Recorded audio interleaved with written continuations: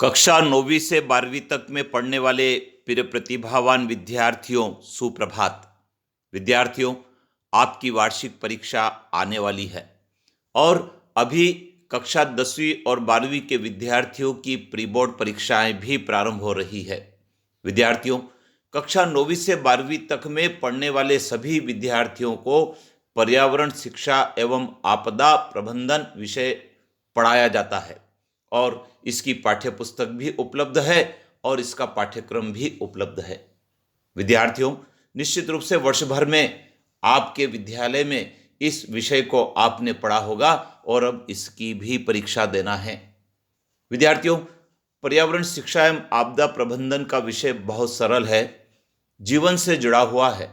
हम कई सारी आपदाएं देखते हैं और पर्यावरण के संरक्षण के लिए वर्ष भर कई सारी गतिविधियों में बढ़ चढ़कर हिस्सा भी लेते हैं।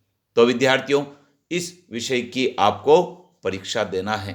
तो आइए इस विषय के संबंध में विस्तार से जान लेते हैं कि यह विषय क्या है और किस प्रकार से इसकी परीक्षा होती है और किस प्रकार से इसका मूल्यांकन होता है।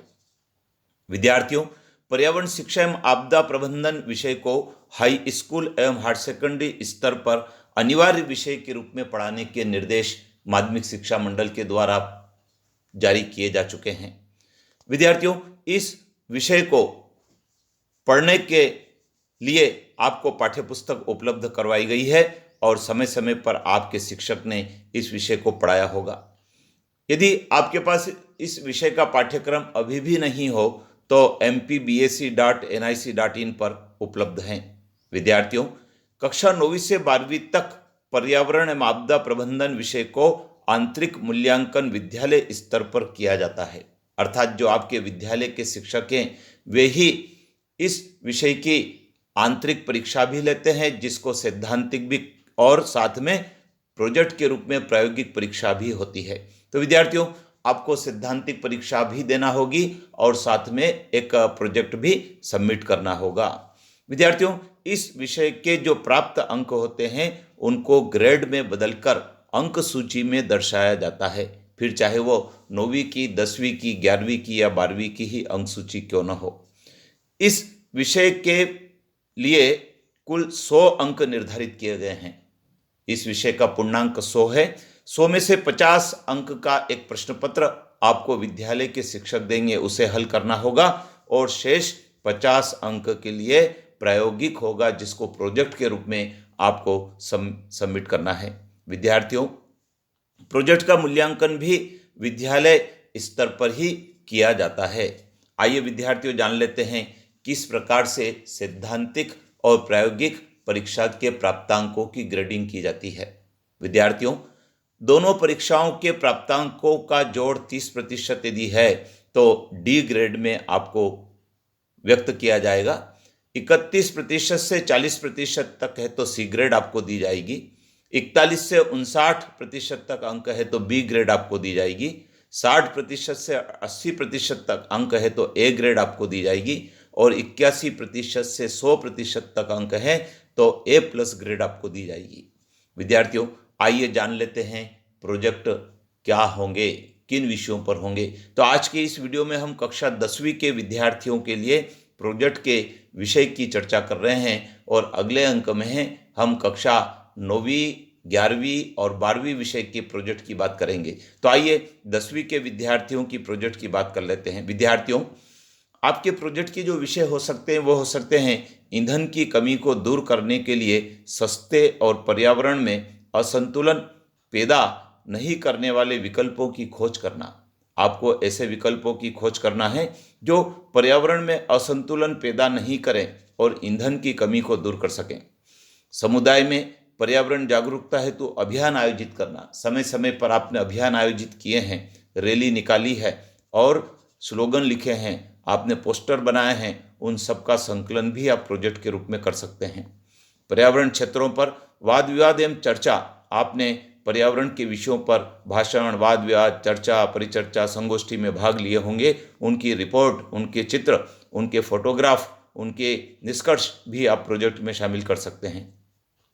प्लास्टिक का विनिष्टीकरण। विद्यार्थियों, प्लास्टिक स्वास्थ्य के लिए पर्यावरण के लिए, पेड़ पौधों के लिए, भूमि के लिए हानिकारक है, उसके ऊपर भी आप प्रोजेक्ट बना सकते हैं। बड़े बांधों के बनने से होने वाले प्राकृतिक प्रभाव एवं पारिस्थितिकी तंत्र पर पड़ने वाले प्रभाव की जानकारी, इस पर आधारित आप प्रोजेक्ट बना सकते हैं। प्रदूषण फैलाने वाले तथा पर्यावरण मित्र के रूप में उद्योगों को वर्गीकृत आप कर सकते हैं। तो विद्यार्थियों, प्रोजेक्ट बनाने के लिए आपको लोगों से संपर्क भी करना होगा, फोटोग्राफ लगाने होंगे, समाचार पत्र पत्रिकाओं की कटिंग आप लगा सकते हैं, कुछ निष्कर्ष आप लिख सकते हैं। इसी प्रकार से समय समय पर विभिन्न अभियान चलते हैं, उनके फोटोग्राफ यदि आपके पास है तो उनको आप लगा सकते हैं। इस प्रकार से आपको एक प्रोजेक्ट बनाकर अपने विद्यालय के शिक्षक को देना है। यह प्रोजेक्ट 50 अंक का होगा, जिसके आधार पर आपकी ग्रेडिंग भी होगी। तो विद्यार्थियों, ये था पर्यावरण शिक्षा एवं आपदा प्रबंधन का विषय। अब विद्यार्थियों, आपको इस परीक्षा की, इस विषय की तैयारी करने के लिए जो प्रश्न पत्र हल करना होगा वह भी निश्चित रूप से पर्यावरण और आपदा प्रबंधन के विषयों का ही होगा।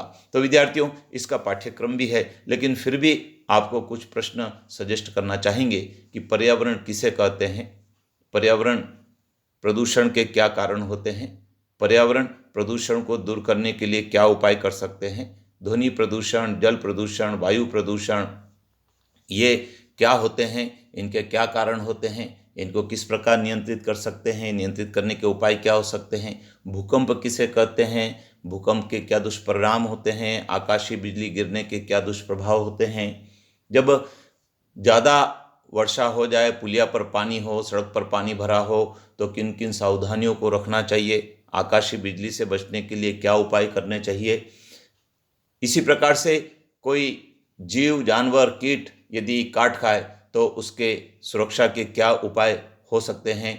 इसी प्रकार से आपके विद्यालय में जो रूफ वाटर हार्वेस्टिंग है, उस रूफ वाटर हार्वेस्टिंग के ऊपर भी आपसे प्रश्न पूछे जा सकते हैं। इसी प्रकार से कंपोस्ट खाद क्या होता है, कंपोस्ट खाद के निर्माण की क्या विधि होती है, उसके उपयोग से क्या लाभ है, इसके बारे में आपसे प्रश्न पूछ सकते हैं। तो ऐसे प्रश्न जो सामान्य ज्ञान के होते हैं, आपदा प्रबंधन से संबंधित होते हैं, झूम खेती क्या होती है, सीढ़ीदार खेती किसे कहते हैं, कृषि में किन किन खाद्य पदार्थों का उत्पादन किया जाता है ना, ऐसे कई सारे प्रश्न हो सकते हैं। तो उनकी आप तैयारी रखें और चैनल पर बने रहें, क्योंकि इस चैनल पर मैं आपको अगले वीडियो में पर्यावरण शिक्षा एवं आपदा प्रबंधन के कक्षा 9वीं, 11वीं और 12वीं के पाठ्यक्रम के बारे में और उसमें क्या प्रोजेक्ट हो सकते हैं उसके बारे में भी जानकारी देने वाला हूँ। अपने मित्रों को भी बताएं। जय हिंद।